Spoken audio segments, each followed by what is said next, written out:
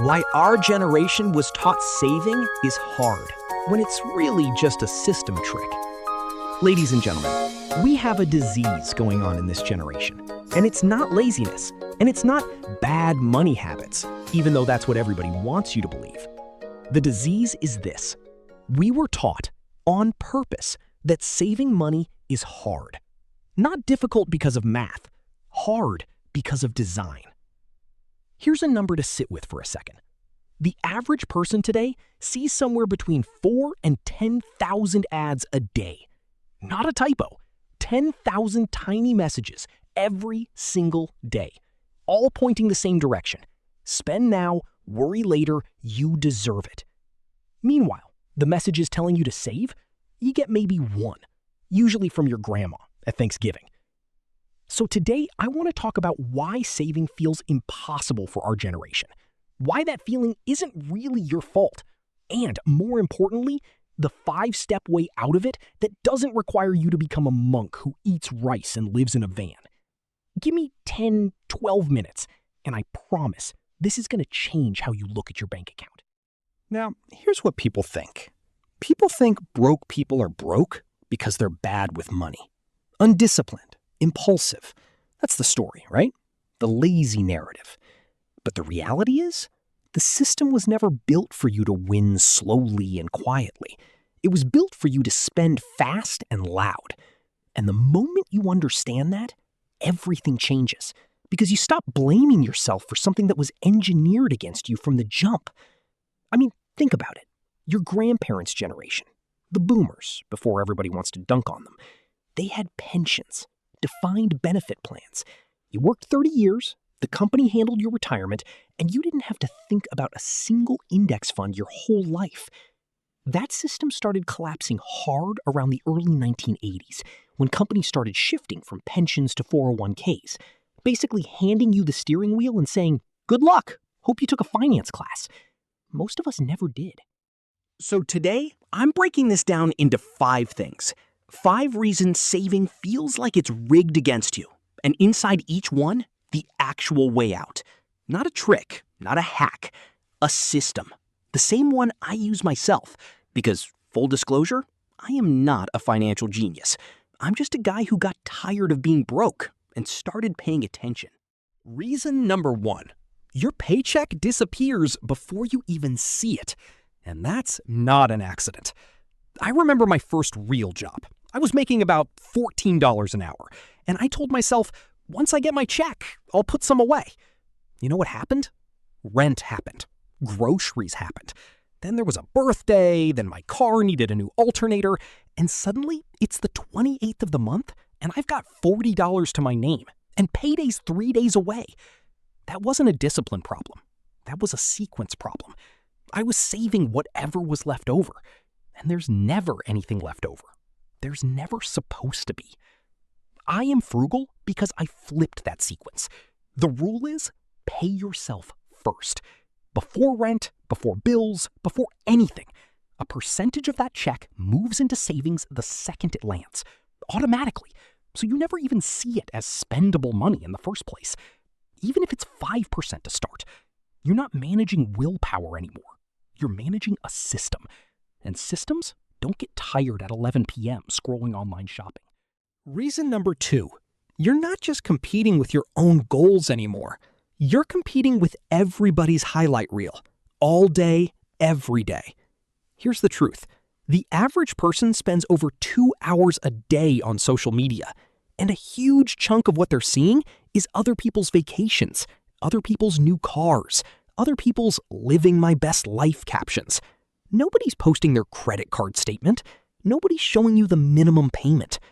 You're comparing your real bank account to somebody else's curated highlight reel, and that gap creates pressure to spend money you don't have to look like you're keeping up. The reality is, a lot of people who look rich are actually the poorest people you know.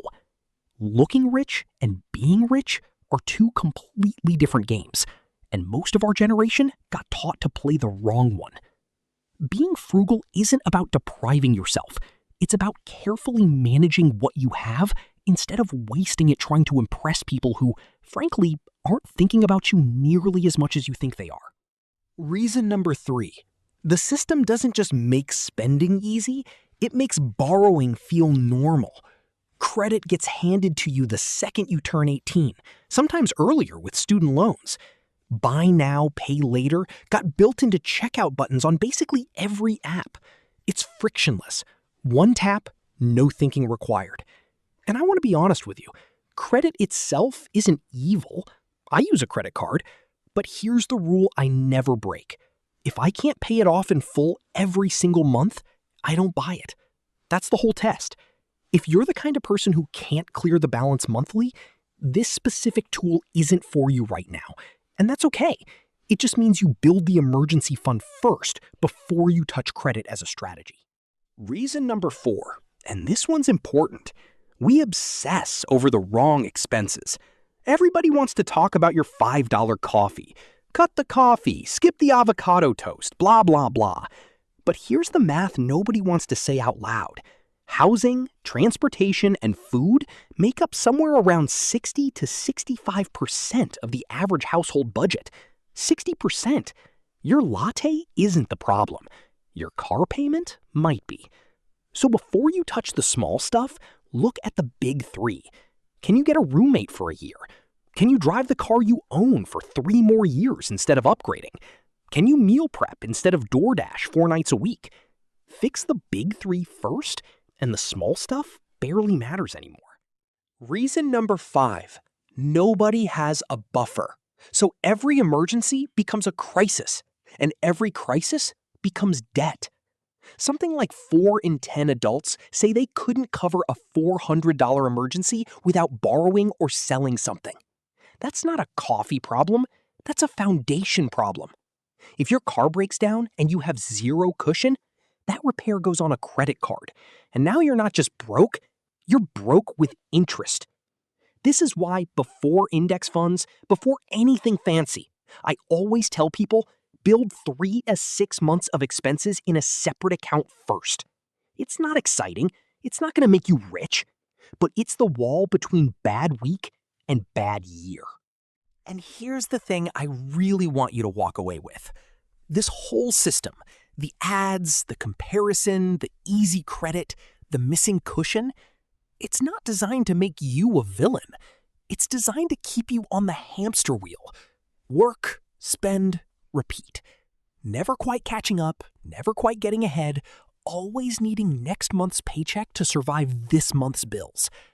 That's the man's favorite setup, because a tired, stretched-thin person doesn't have the energy left to ask questions about the system itself.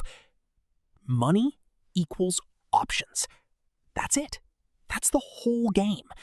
Not a bigger house to prove something to your cousin, just options.